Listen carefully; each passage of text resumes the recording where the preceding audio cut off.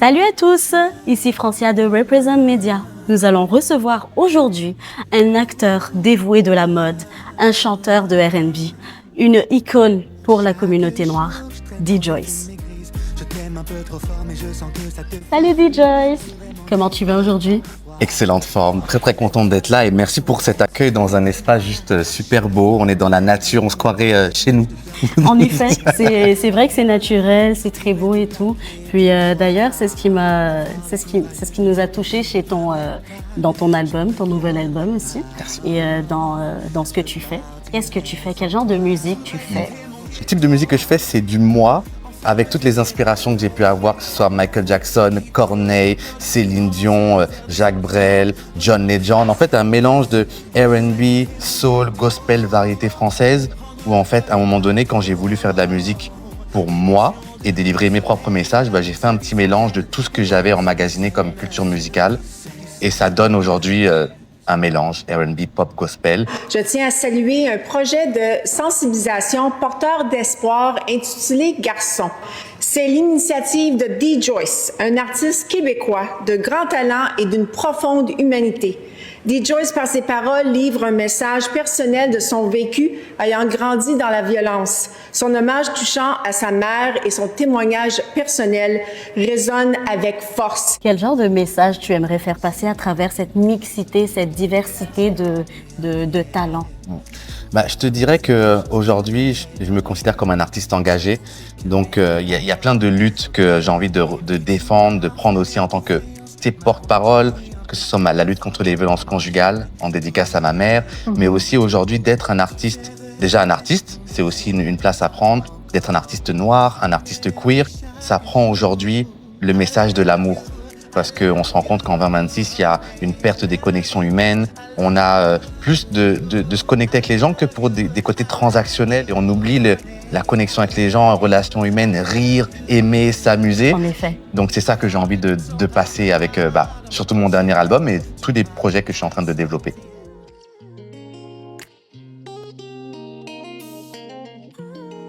L'art, c'était quelque chose qui t'a inspiré depuis ton plus jeune âge? Non, on sera encore là demain, mais disons que j'ai eu un parcours assez atypique. C'est que j'ai commencé dans une chorale de gospel, mais très tard. Entre 18 et 20 ans, où je suis rentré dans la chorale de gospel Sankofa Unit. Et avant ça, je chantais juste dans ma chambre. Et il n'y a que mon oncle qui savait que je faisais de la musique. Et ensuite, j'ai eu la chance et en même temps la malchance de signer très rapidement dans des maisons de disques. Finalement, je me suis dit que c'était peut-être pas en France que j'allais pouvoir réaliser mon projet et que j'ai pris l'envol vers le Québec. Mais j'ai quand même eu de belles expériences sur scène. Donc, c'est la scène qui a nourri mon parcours artistique. Parcours semé d'embûches, mais très formateur en même temps, de me dire, voilà, OK, le D-Joyce qu'on a aujourd'hui sur scène, que par exemple, tu vas voir cette année dans les festivals en 2026, c'est une formule aboutie de tout l'apprentissage que j'ai fait sur scène, en chantant, en dansant. Donc voilà, c'est un parcours très dans l'apprentissage.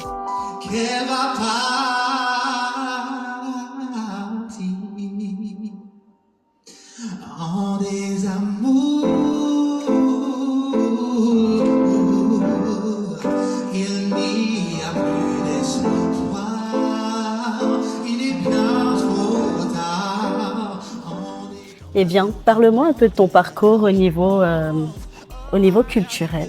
Comment est-ce que ça s'est passé pour toi, spécifiquement en tant qu'homme noir? Je te dirais que ça a été un parcours du combattant, dans le sens où je suis né à Paris, je suis d'origine camerounaise, et finalement, je m'installe au Québec. Donc, c'est comme je fais partie du mouvement d'immigration, en même temps où l'intégration devient quelque chose de primordial. En effet. Mais où tout s'est super bien passé, tant au niveau québécois, où j'étais très bien accueilli, même au niveau de mes projets musicaux, je m'estime extrêmement chanceux, et même au niveau de mes communautés, où j'ai eu la chance de faire des beaux festivals comme Afromonde, Festistar, Africa Fest, Vue d'Afrique. J'ai eu la chance quand même de me sentir quand même à l'aise. Donc c'est sûr qu'il y a encore beaucoup d'enjeux, on n'est pas encore rendu, il y a encore un gros travail. Même là d'être avec vous pour pouvoir parler de mes projets, c'est une chance de pouvoir être représenté. Represent Media. Exactement. Et donc je te dirais que c'est des batailles sociétales qu'on mène et on est sur la bonne voie, je pense. On sort d'il y a quelques semaines du Gala Dynasty et quand on y est, on se rend compte que on doit prendre notre place et on est entre nous. Et d'abord, prenons soin des gens qui font partie de notre communauté avant de vouloir être acceptés dans d'autres communautés. Et là, on va écouter un gars qui est en train de vraiment faire énormément de choses pour le R&B québécois, D-Joyce. Il a un super podcast qui s'appelle R&B Connexion, des tables rondes avec tous les artistes qui sont en train de construire le son R&B d'ici, et qu'on joue beaucoup à Samedi R&B d'ailleurs. Et il vient de sortir son album intitulé « L'heure d'aimer ».